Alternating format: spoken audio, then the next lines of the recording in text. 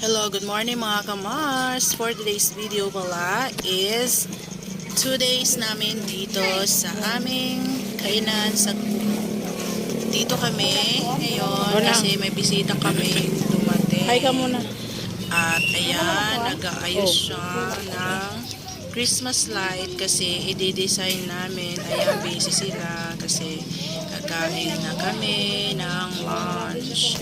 So guys, napasyal pala sila dito kasi nagmi-meeting sila sa kanilang housing. Hindi sila nakaabot kasi tapos na ang meeting. So guys, ipapasyal ko kayo dito sa kusina. Ayan, nag-aayos na kami para sa aming opening sa Tuesday or baka sa Monday namin bubuksan to guys. Ayan guys, o diba? Nagana pa yung aking freezer. Ayan, kakain na kami. Hello muna anak.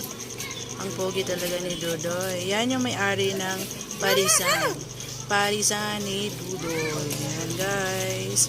So, ayan, nagsikain na sila. Bumili ako ng pinya tsaka melon pala. Ayan guys, picture muna kami. Happy family! Thank you guys sa inyong pagdating dito sa aming kubo. Ayan, picture paulit-ulit ang picture. Ayan guys, diba ang laki ng face lock ko. Ayan guys, thank you so much for watching.